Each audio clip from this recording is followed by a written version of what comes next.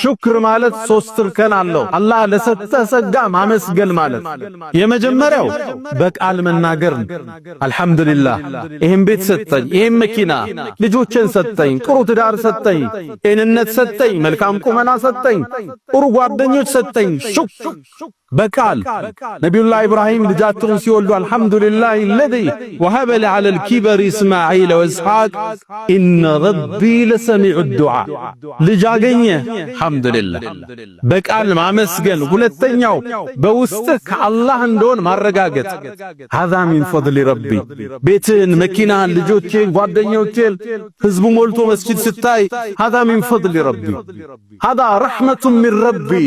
ሶስተኛው የተሰጠን ጸጋ ለተፈጠረለት ነገር ማዋል፣ ማካፈል፣ መስጠት የሹክር አንዱ እርከን ነው።